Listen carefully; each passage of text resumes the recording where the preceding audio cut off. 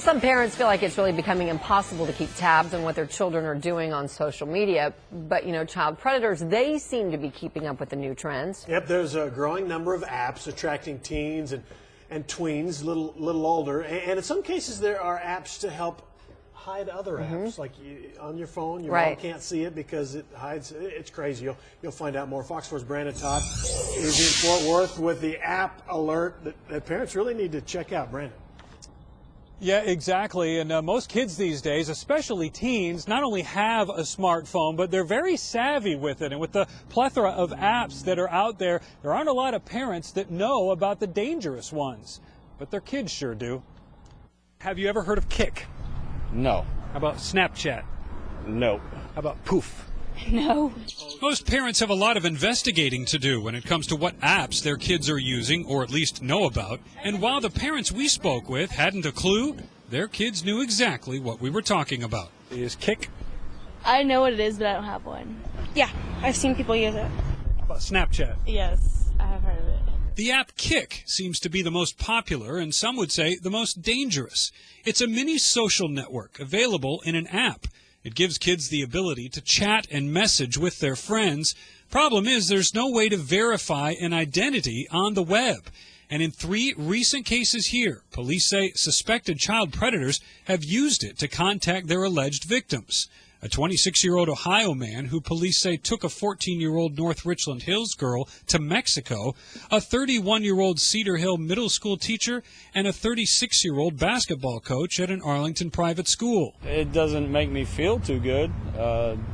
Sexual predators, things like that, having access, I mean, the internet's bad enough, but now cell phones. Then there's Snapchat. It lets you send a picture to someone, and it has a built-in timer.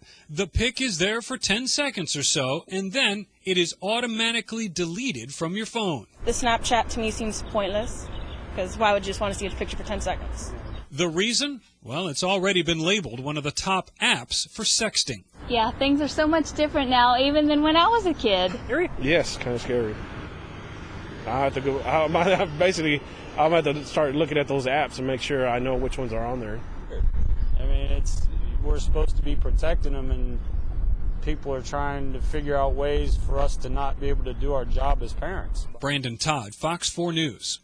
Yeah, it's tough to do with all the apps out there. I was watching you shake your head going, He said it all. I know. It's tough to do. Let me introduce Kim Rocha. She's from Alliance for Children, which is a children's advocacy center in Tarrant County. We appreciate you being here tonight. Thanks for having me. All right, talk about these apps that Brandon mentioned, the ones that the teens connected with these adults through Kik. Yeah. Kik, so dangerous. Yeah, absolutely. And they were created with the intention to make it easier for kids to chat without their parents seeing it, or to be able to send pictures without their parents knowing they're sending those pictures. Kik is basically, it's a chat application for the phone where you're not chatting through your phone. You're chatting through the app.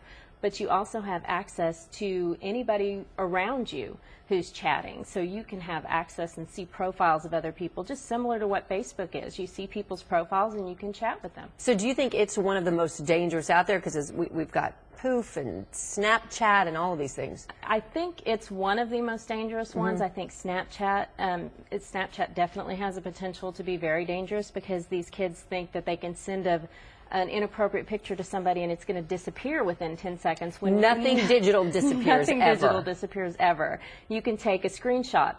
Whoever receives it can take a screenshot and it goes on forever. So I think there's a lot of dangerous apps out there, and there's going to be a new one next week. Well, that's exactly it. It's like I honestly had never heard of Kik until we had started mentioning these stories where these, young people are connecting with adults. So it's like, what the heck is Kik? And then I started looking it up, and there are 25 million, probably a lot of younger people who are using it. How do parents stay one step ahead of their teens and these sexual predators as well? It would be a full-time job if we tried to do that. What we have to do as parents, and we were talking earlier about, we're both parents to young girls, and we have to have those conversations with our kids all the time about being safe and give them basic basic safety rules that they should follow while they're on the internet, because we can't keep up with the latest trends, and there's going to be something new tomorrow and the next day, and if you and I met in 2 months, it would be something completely different we'd be talking about. But you know, it's not as easy as it seems like it used to be. Of put the computer in the living room, the family room, and that way everybody's monitoring. Right. I mean, once our kids take off with these smartphones at school or wherever they are, I mean, we can't be there. And these apps like Poof, they make the apps disappear, so we don't even know how to find them. No, we don't. And they're making it extremely hard to be a parent. You know, I think about 5 years ago when I started teaching internet safety, that was one of the main rules that we talked to parents about, was keep your computer in a part of the house where where you can see it, where you can walk by. So outdated now, it seems. But we tuck our kids in at night and we think they're safe, but if they have their phone with them, who are they talking with? So your girls are 9 and 12. Almost 12. So what do you, because the 12-year-old, I mean, that's in that tween section. Yeah. That's when they're starting to, you know, have an iPad and look at these, right, have the ability to find things out there. Right. Well, they know what I do for a living. They know that I keep kids safe, but it's constant conversations with them, and it's teachable moments. When we see something happen in the news, like what happened with that girl in North Richland Hills, I'm talking with them about that, and about how we don't know that the people we meet on the internet are okay people, regardless of what they say and how nice they are to us. And, you know, they're saying all the right things and making us feel really great about ourselves, but we just can't trust that person on the other side of that computer. So it's the stranger phone, right? The stranger danger in the cyber world. Absolutely, and that's the new playground for predators to be on the internet. It's so much easier for them to meet kids through game rooms. You know, they go into these game rooms and they're playing with these kids and they start conversations. People start chatting. Yeah, and hey, I have the latest version of this. Why don't you give me your phone number and I'll call you. We'll get together. We'll play this.